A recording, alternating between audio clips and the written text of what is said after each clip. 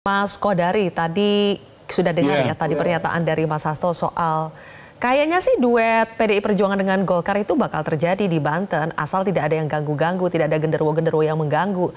Benar tidak sih ada potensi horor genderuwo yang bisa mengganggu duet PDIP dengan Golkar di Banten, Mas Kodari, menurut Anda? Atau berlebihan saja itu statement dari Mas Hasto? Ya, jadi saya melihat perolehan kursi di Banten ya 2024 ini ada 4 partai yang mendapatkan 14 kursi, kemudian itu Golkar, Gerindra, PDI, PKS, lalu Demokrat 11, PKB 10, Nasdem 10, PAN 7 dan seterusnya. Jadi dari 100 kursi itu berarti syarat untuk mengajukan calon itu 20 kursi. Nah, menurut saya pada titik ini sebetulnya PDI Perjuangan kalau memang mau maju tidak punya kesulitan karena dia sudah punya 14 kursi. Dia tidak harus dengan Golkar, dia bisa dengan misalnya dengan PKS, misalnya dengan Demokrat, dengan PKB, dengan Nasdem, bahkan dengan P3 pun, kalau P3 nggak cukup ya, 14 tambah 4 masih kurang dari 20. Jadi banyak pilihan sebetulnya.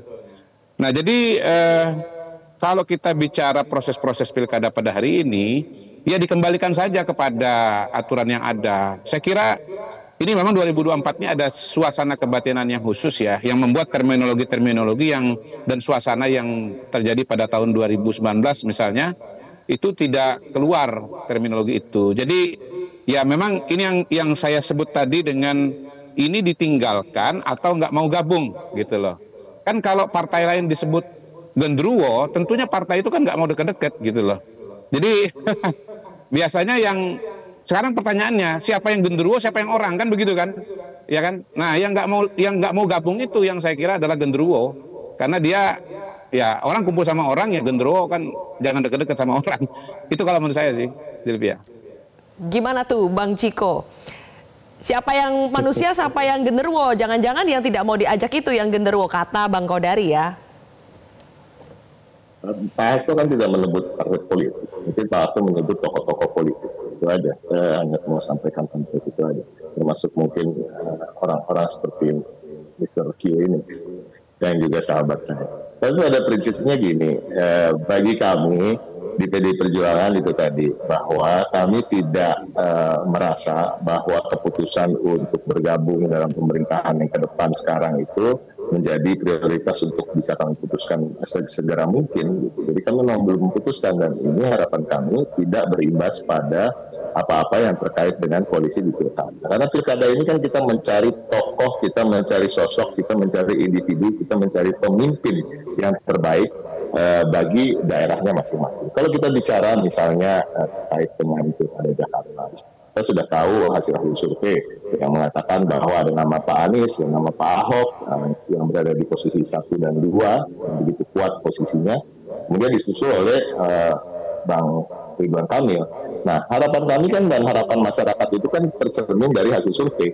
Nah, sesungguhnya kan lebih elok misalnya kalau bisa maju ketiga-tiganya lalu berkontestasi, jadi 3 calon gitu. Nah, ini yang menjadi pertimbangan-pertimbangan kenapa juga PDI Perjuangan kadang-kadang dianggap lambat untuk mengambil keputusan, karena bagi kami suara-suara arus bawah ini juga harus diperhatikan, sehingga kami berusaha dan berupaya sekuat tenaga untuk bisa memunculkan nama-nama yang memang diinginkan arus bawah, yang tercermin dari tentunya salah satu indikatornya hasil-hasil survei. Dan ini saya rasa sama dengan Partai Golkar. Partai Golkar sebagai partai yang modern, kami bahkan mengetahui mereka lebih seksama lagi kalau bicara soal survei, dan betul-betul ada tenggat waktu, ada jadwal-jadwal survei yang dilakukan dan baru kemudian mengambil keputusan. Jadi bukan serta-merta dengan emosi-emosi bahwa harus berkoalisi dengan sama pengusung pilpres tanpa memperhatikan suara-suara arus bawah. Arus bawah itu suaranya dari mana? Ya dari hasil survei salah satu.